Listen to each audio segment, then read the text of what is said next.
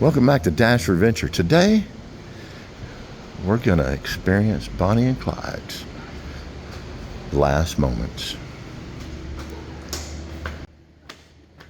So what did Bonnie and Clyde have in their last meal? He came in and ordered a fried bologna with mustard and onion for himself and a BLT for Bonnie. Wow. I'm having that. Fried bologna with mustard and onions and a BLT. No. BLT for Bonnie. I think I'm gonna do fried bologna.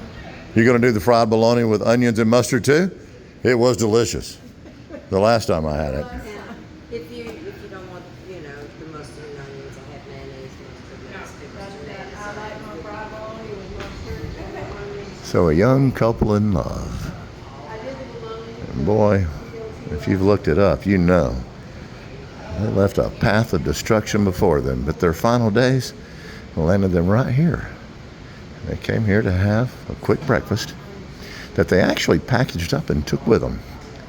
And we're going to take that road today and experience some of their final moments.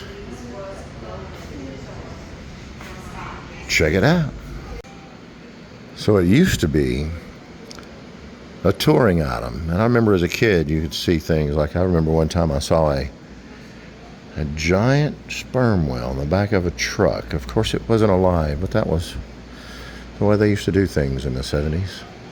So yeah, you could see the Bonnie and Clyde death car on tour. It's kind of weird walking in the footsteps of history.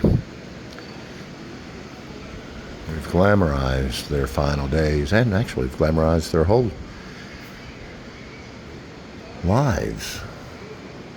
We've glamorized them, and for whatever reason, the Great Depression, they couldn't find jobs, and they were just tired of it. Victims of the world around them. They became who they were. Quick and fastly hardened criminals.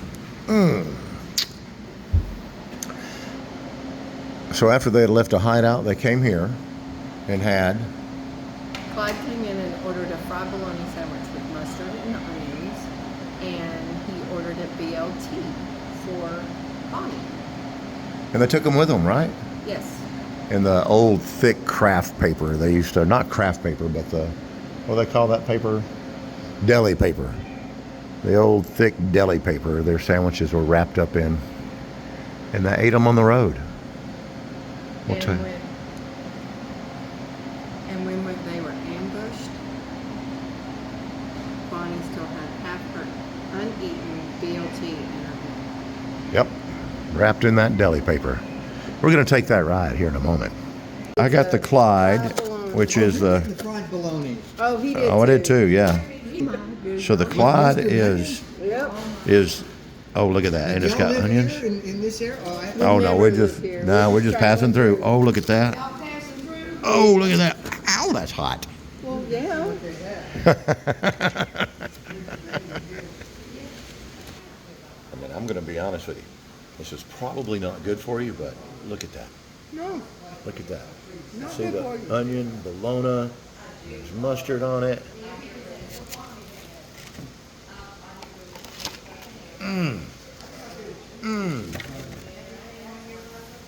That's delicious. Well, my sandwich is gone.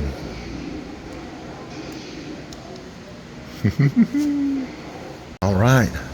So now we're going to go down the road to their final moments.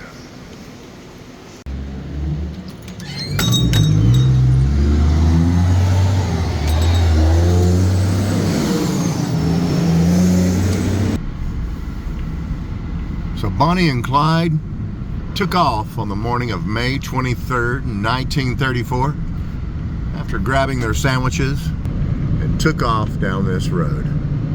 They weren't in a rush because they thought they were clear. They were just taking the back roads to get to their next adventure. Clyde had $500 and Bonnie had $6.06 on her. Today, that's worth about $11,500. So yeah, that's a little more than walking around cash, even for today's standards.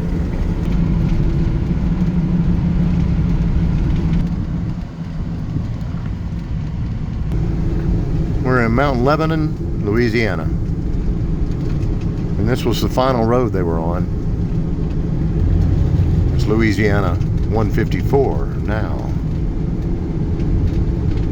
And we're taking this road out to one of their old gang members, Henry Methvin, who had run with them for years. And he was out here at his father's place. One can easily imagine that Clyde was probably finishing up his sandwich about now. Bonnie was probably just getting started on her BLT.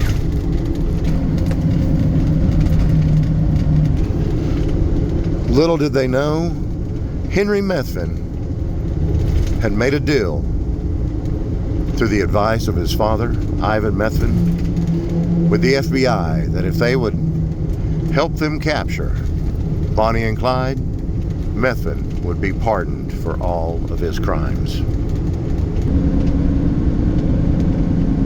You can almost take a guess that this road was not this well paved or well marked back in the day. Probably just an old crush and run road out in the country.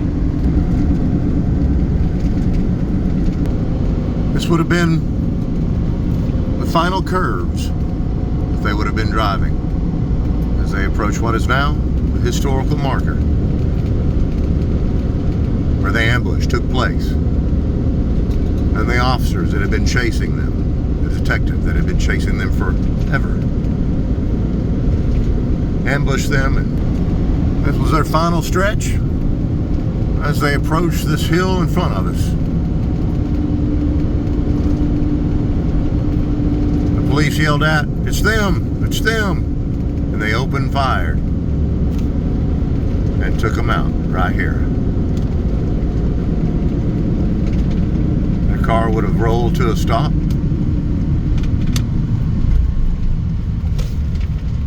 In this location here. Let's go check it out.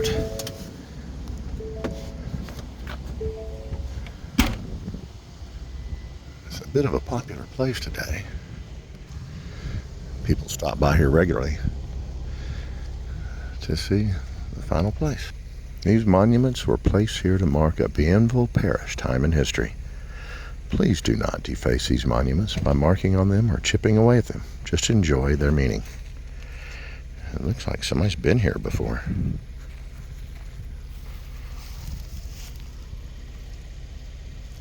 Just had the anniversary on May 23rd. And they've painted this monument silver. On this site, May 23rd, 1934 at 9:15 a.m., the infamous outlaws, Bonnie Parker and Clyde Barrow, met their demise at the hands of dedicated law enforcement officials. Sheriff Robert Alcorn, Sheriff Henderson Jordan, and Texas Ranger Captain Frank Hammer, and others. Wow. Must have been a difficult job. So those that know, the car went to the left and it would have crashed over there somewhere if it actually left the road at all. But when Clyde got shot, the car did turn to the left. All right, guys, thank you for taking Bonnie and Clyde's last ride with us. We enjoyed their final breakfast, or lunch actually, but they had it as breakfast. And then we took their final drive out here. We'll see you guys in the comments. Thank you guys so much for watching. Have a great evening, everyone. See ya.